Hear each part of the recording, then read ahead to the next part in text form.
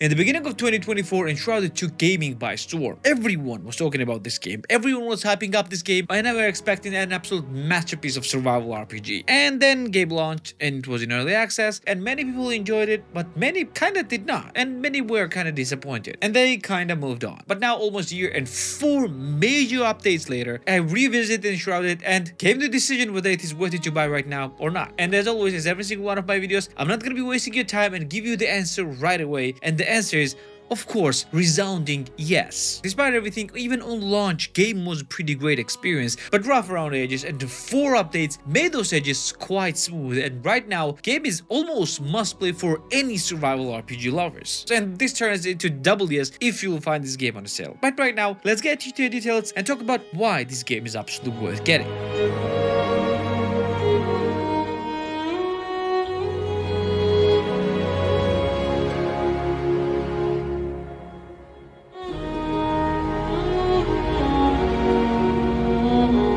First, let's talk about what this game actually is. At its core, this game is a survival RPG. Many people were comparing these to games like Valheim, and they were kinda right because aesthetically they looked quite similar, but in reality they are very, very different games. You do have survival elements, but not very many of them unless you turn them on in your settings, and really your main goal is to explore the world around you and defeat all the dangers and enemies in it. The world is quite huge and divided into multiple different zones, and actually 2 huge zones were added in updates 2 and 4, making this game quite a large expanse. And because the world is quite full and quite dense, you really have a lot to do anywhere you go. Plus, biomes themselves are quite varied, and there are a lot of things to do, which I absolutely love. And all this pairs with the difficulty of the game. In my original review, I said that game was challenging, but in co-op it was becoming quite an easy affair.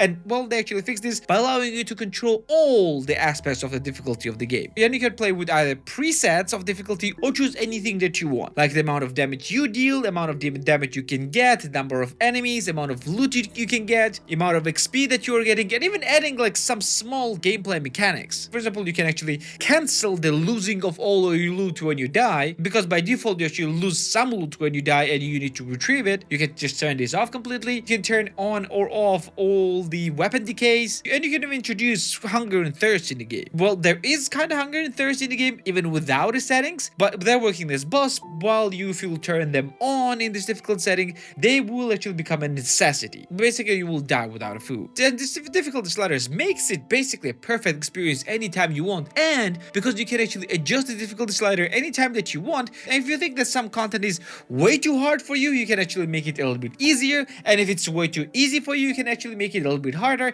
thus making it the perfect experience for you and for your friends. Oh, by the way, did I mention that this game is actually co-op? You can play with up to 16 of your friends on a single server. And probably one of the biggest appeals of the game is base building, because this game has probably one of the most deepest base building mechanics in any survival games. Yes, in all survival games, base building is a huge part, but here it's actually very deeply integrated into gameplay. You see, because this game is RPG, you have actually a bunch of quests, and one of the main quests are saving other people like you, other Flameborn basically. And what happens is that those people are actually starting to live in your base, and those people are quest givers, crafters, or just regular NPCs who are giving all the information about the world around you. And you need to keep those people sheltered and safe in order for them to give their services to your base. But also your base has actually comfort meter, which in turn buffs you for a longer and longer amount of time and for higher and higher buffs. So you actually need to build a good base in order to play the game more successfully. And speaking of quests, this is probably the biggest thing that makes it different from any other survival games. Because unlike other survival games where you don't really have a really good direction of where to go, what to do, here you always know what you need to do and you always know where you need to go. Yes, despite this game not really having a main quest line, all those NPCs and all those things around you gives you a bunch of different quests and gives you a bunch of different points of interest that will become the goals of your each and every adventure when you will leave your base. And I absolutely love it. Almost every major location has some quests around it, has some enemy encounters and even some bosses, making it an incredibly interesting experience. enemies. And roaming around this world is not an easy task. You do actually have a grappling hook that you'll unlock early into the game, and you also have a glider as well that allows you to glide from heights, and they're insanely amazing tools in exploring of this world. But world itself has its own character as well. You have different type of topography, different types of enemies in different biomes. You even have a weather that affects your stats, and for some reason you will stay outside at night, yet nights are absolutely completely pitch black dark in the game, which gives it an insanely eerie atmosphere. It's not a horror atmosphere, but it kind of makes you feel uncomfortable because you really cannot see anything even with a torch. And the world has its own character because it's actually completely and fully interactable, because the game is voxel based. You can actually change the world around you in whatever way you want. You can have come up new paths, new tunnels, and even transform the paths completely around you, which makes it an absolutely beautiful experience. And most importantly, encountering enemies and fighting them is also quite fun because of the game's extensive skill tree. You see, the skill tree of the game looks very much like Path of Exile, except much more simplistic, but what I like about it is you actually have different paths, and by choosing these different paths, you're basically choosing different classes that you play with. Basically, you focus on strength, agility, or magicka, and depending on how close you are to the skill tree, more of that class you'll become. Like for example, if you're completely in the center of the magicka tree, you're basically a mage, but you can also mix and match a bunch of other classes as well,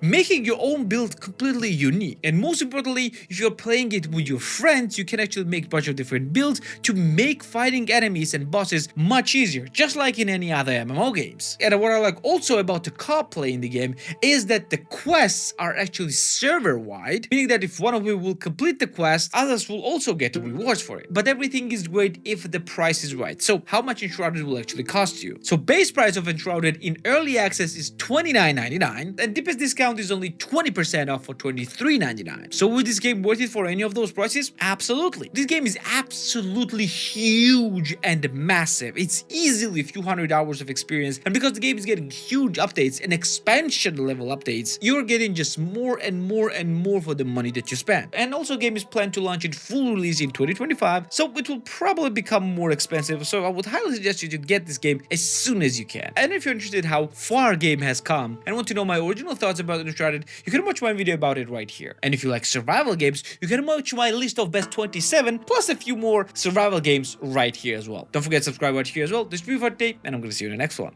Take care.